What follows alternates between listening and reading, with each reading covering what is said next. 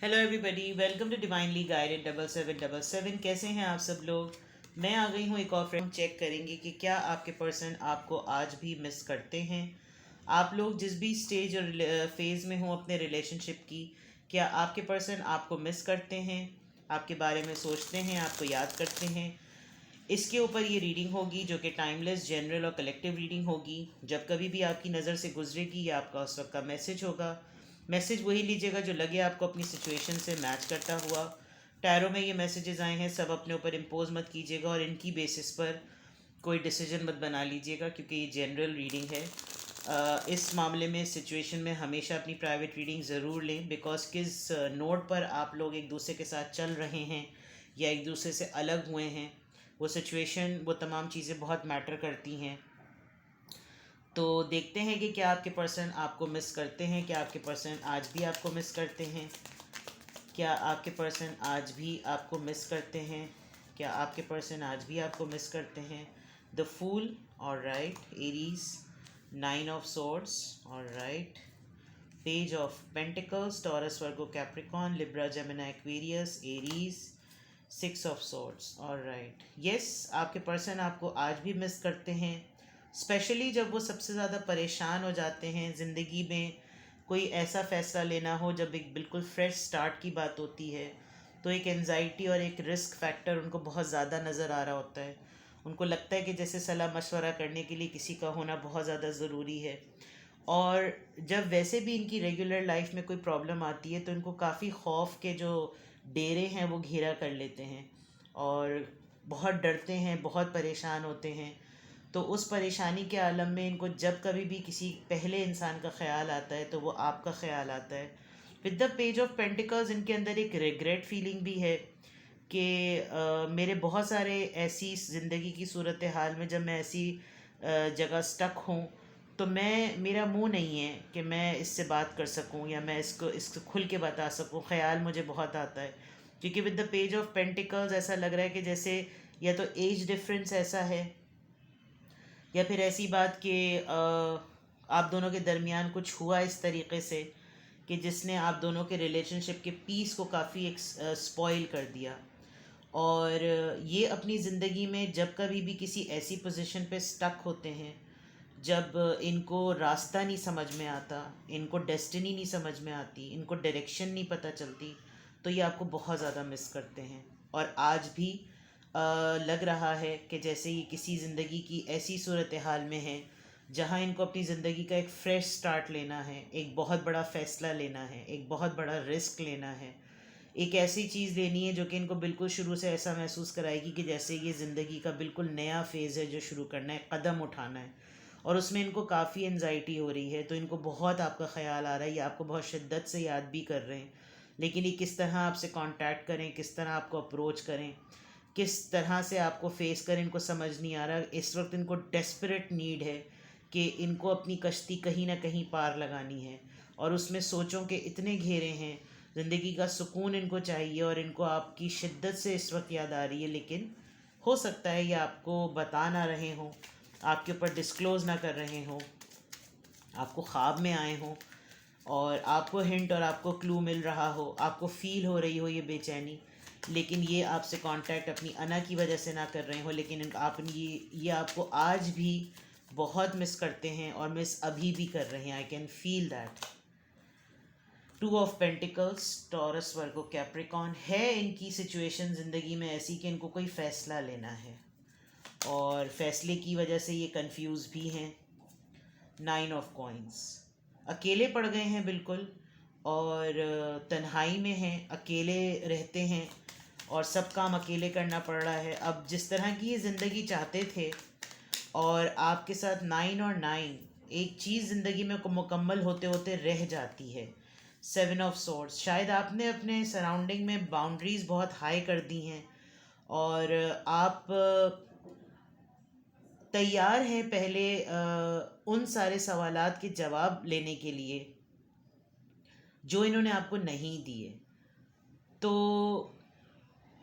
इन्होंने आपके कैरेक्टर पे कोई बात करी, या इनको ये लगता है कि आप अकेले रहना ज़्यादा पसंद करते हैं, किसी के साथ आपको किसी का साथ नहीं चाहिए। अभी इनका स्टेटस बिल्कुल अकेला नज़र आ रहा है।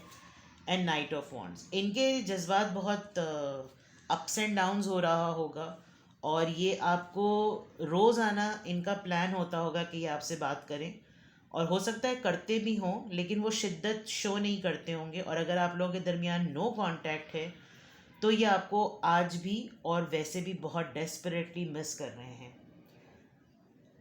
अकेले हैं ये अभी, और अकेली ज़िंदगी गुजार रहे हैं। इनका मनमौजी हुए में, इनको जो करना है अपनी ज़िंदगी में करना है वो कर रहे हैं, लेकिन फिर भी कंफ्यूज्ड हैं। और बहुत सारे महाज पर इनकी अकेले जंग चल रही है। लड़ भी रहे हैं, सारे काम हो रहे हैं, लेकिन जो चीज़ इनको खींच रही है वो आपकी याद है। वॉन्ड्स वॉन्ड्स आपको बहुत नज़र आ रहे होंगे, और पेंटिकल्स भी उसी हिसाब से, बराबरी का काम है सारा। लेकिन वही वाली बात है कि ये चाहते हैं कि वो जो तन्हाई और अकेला वाला फेस था वो दोबारा से आ जाए। आप भी सिंगल हो जाएं, ये भी सिंगल हो जाएं, आप भी फ्रीडम के साथ हों, ये भी फ्रीडम के साथ हों। कोई पाबंदी ना हो, कोई सवालात ना हो, आप उस जोन में ना हो जब आप इनसे क्वेश्चंस करें। मतलब ये इनकी फीलिंग्स निकल कर आ रही हैं, जिनकी बेसिस पर ये आपको आज भी याद करते हैं। याद करना इनके कंट्रोल में है, लेकिन उस याद को प्रैक्टिकली करना इनके कंट्रोल में नहीं है। बिकॉज अगर ये आपको अप्रोच करें या ये आपसे बातचीत करते हैं तो आप इनसे क्वेश्चन करते हैं कि चल क्या रहा है। पेज ऑफ पेंटिकल से 7 ऑफ सॉर्ड्स में एक बहुत इमेच्योर सी चीज़, इमेच्योर सी ऑफ़र जो कि सॉलिड नहीं है, कमिटेड नहीं है, कंप्लीट नहीं है, फुल नहीं है, और फिर आपका उस पर क्वेश्चन करना, उससे इनका भागना, ये तमाम चीज़ें मसला क्रिएट करती हैं, और फिर ये अकेले पड़ जाते हैं। और अकेले रहने में इनकी डिसिसिव पावर कम हो जाती है जब ये आपको उस वक्त ये आपको बहुत शिद्दत से याद करते हैं। लेट्स क्लैरिफाई यहाँ पे फूल कार्ड और 2 ऑफ पेंटिकल्स क्यों आया है। जस्टिस, फेयर डीलिंग की बात है। इनको लगता है कि इन्होंने शायद आपके साथ कोई सही फ़ैसला नहीं किया। आप इनके लिए हमेशा अवेलेबल होते थे, इन्होंने आपको राइट वे में डील नहीं किया, आपको वो तवज्जो नहीं दी, वो अहमियत नहीं दी, वो इंसाफ नहीं किया आपके साथ जो आप डिज़र्व करते थे। इसकी वजह से इनके दिमाग में दो चीज़ें चलती रहती हैं, इस बात को लेकर भी ये आज तक आपको याद करते हैं। 9 ऑफ सॉर्ड्स और 9 ऑफ पेंटिकल्स, आप लोग शायद रिलेशनशिप में बहुत क्लोज हो गए थे उस डिसीजन पर जब आपको डिक्लेयर कर सकते हैं कोई चीज़, आप अपनी ज़िंदगी में फ़ैसला ले सकते हैं। वहाँ पर इनका कोई कावर्ड एक्ट हो गया और आप अकेले के अकेले रह गए, फिर आप आगे बढ़ गए, ये आपकी जगह पर आ गए, तो ये आपका वो दर्द अब फील कर सकते हैं, जिसकी वजह से जस्टिस कार्ड आया है। पैलेस ऑफ, ये एक्स्ट्रा एडिशनल कार्ड होता है। नाइट ऑफ पेंटिकल्स, सॉलिड चीज़ नहीं है इनको आपको ऑफ़र करने के लिए। माजरत भी करना चाहें तो भी नहीं है, बातचीत करने पर आते होंगे तो कुछ बोलते नहीं होंगे, तो आप शिद्दत महसूस नहीं कर सकते हैं। 7 ऑफ पेंटिकल्स, 7 और 7 स्पिरिचुअलिटी का ये रिश्ता स्पिरिचुअल हो सकता है। You people were meant to be with each other, दोनों मिले थे किसी मकसद से, और आपने बहुत टाइम दिया है इनको, आपने बहुत वक्त दिया है। और ऐसा भी हुआ होगा कि आपने इतने साल और इतनी ज़्यादा इन्वेस्टमेंट की होगी, लेकिन जब रिज़ल्ट की बारी आई तो इन्होंने कुछ उल्टा सीधा आपके साथ कर दिया, बिट्रे कर दिया, पीछे हट गए, आप मूव ऑन हो गए, आपको मूव ऑन होने दिया, रोका नहीं, जिसकी वजह से आपको भी गुस्सा आता है और आपने भी अपनी बाउंड्रीज़ को बहुत हाई कर दिया है। Faith, 6 of swords and 9 of wands को क्लैरिफाई, ये हायरोफेंट का कार्ड है। आप दोनों के दरमियान रिलीजन डिफरेंट हो सकता है, कास्ट कल्चर का फ़र्क हो सकता है। ये पर्सन मैरिड थे या आप मैरिड थे, आप दोनों कमिटेड होते हुए रिश्ते में आए। एक यकीन की बात है, ये पर्सन आपको बहुत मानते भी हैं, और इनको लगता है कि एज डिफरेंस होने के बावजूद भी मेच्योरिटी उसमें ज़्यादा है, यानी आप में ज़्यादा है, और ये आपकी उस मेच्योरिटी का मुकाबला नहीं कर सकते।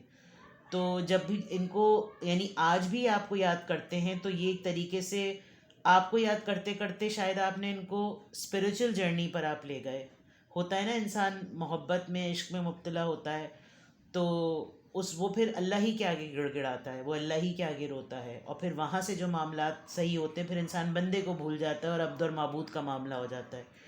तो कुछ इनकी लाइफ में ऐसी स्पिरिचुअल टर्निंग पॉइंट आया है, या तो आपकी लाइफ में आया होगा और उन्होंने देखा होगा कि इतनी शिद्दत से हम दोनों का रिश्ता था और हम दोनों के रिश्ते में इसका अकीदा इतना पक्का था, और ये अपने अकीदे के पक्के होने के बावजूद होते हुए इसकी जर्नी और मेरी जर्नी बिल्कुल डिफरेंट हुई।